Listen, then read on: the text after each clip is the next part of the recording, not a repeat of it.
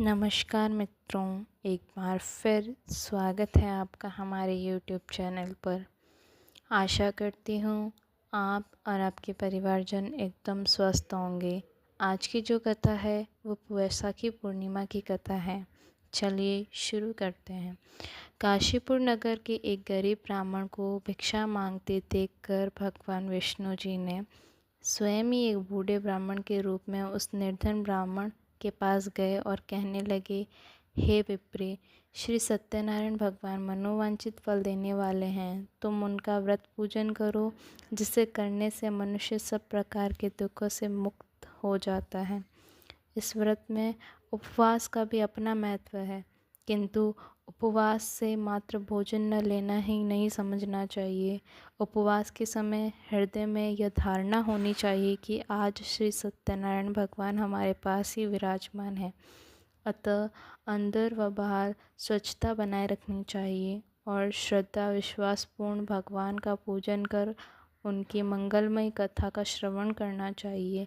श्री सत्यनारायण की कथा बताती है कि व्रत पूजन करने से मानव मात्र का सम्मान अधिकार है, चाहे वह निर्धन हो, धनवान हो, राजा हो या व्यवसायी, ब्राह्मण हो या अन्य वर्ग, स्त्री हो या पुरुष। यही स्पष्ट करने के लिए इस कथा में निर्धन ब्राह्मण, गरीब लकड़हारा, राजा उल्कामुख, धनवान व्यवसायी, साधु वैश्य, उसकी पत्नी लीलावती, पुत्री कलावती, राजा तुंगध्वज एवं गोपगणों की कथा का समावेश किया गया है।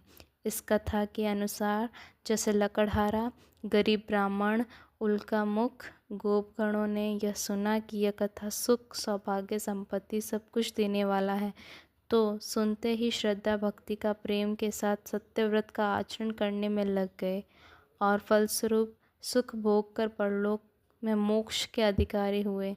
एक साधु वैश्य ने यह प्रसंग राजा उल्कामुख से सुना, किंतु उनका विश्वास अधूरा था और श्रद्धा में कमी होने के कारण उसने मन में प्रण किया कि संतान प्राप्ति पर सत्यव्रत पूजा करूँगा। समय बीतने पर उसके घर एक सुंदर कन्या ने जन्म लिया। पत्नी ने व्रत की याद दिलाई तो उसने कहा कि कन्या के विवाह के समय करेंगे। समय आने पर कन्या का विवाह भी हो गया, किंतु उस वैश्य ने व्रत नहीं किया। वह अपने दामाद को लेकर व्यापार के लिए चला गया। वहां उसे चोरी के आरोप में राजा चंद्रकेतु द्वारा दामाद सहित कारागार में डाल दिया गया। उसने अपने घर में भी चोरी हो गई। पत्नी लीलावती और पुत्री कलावती भिक्षावृत्ति के लिए विवश हो गए। एक दिन कलावती ने किसी के घर श्री सत्यनारायण का पूजन होते देखा और घर आकर माँ को प्रसाद दिया। तब माँ ने अगले दिन श्रद्धा से व्रत पूजन कर भगवान से पति और दामाद के शीघ्र वापस आने का वरदान मांगा। श्री हरि प्रसन्न हो गए और स्वप्न में राजा को कह दिया कि वह दोनों बंदियों को छोड़ दे, क्योंकि वो निर्दोष है। राजा ने अगली सुबह उनका धन धान्य तथा प्रचुर द्रव्य देकर उन्हें विदा किया। घर आकर पूर्णिमा और संक्रांति को सत्यव्रत का जीवन पर आयोजन करता रहा। परिणाम स्वरूप उससे सांसारिक सुख भोग कर मोक्ष प्राप्त हुआ। इसी प्रकार एक राजा तुंगध्वज ने वन में गोपगणों को भी सत्यनारायण भगवान का पूजन करते देखा, किंतु अपने अभिमान की वजह से राजा न तो पूजा स्थल पर गया, न दूर से ही प्रणाम किया, न ही गोपगणों द्वारा दिया प्रसाद ग्रहण किया।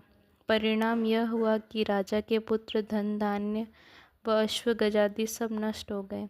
राजा को भी फिर यह आभास हुआ कि विपत्ति का कारण सत्यदेव भगवान का निरादर है। तब उसे बहुत पश्चाताप हुआ। वह तुरंत वन में गया और गोपगणों को बुलाकर उसने सत्यनारायण भगवान की पूजा विधि पूछी और बाद पूजा की। फिर उसने उससे ही प्रसाद ग्रहण किया तथा घर आ गया।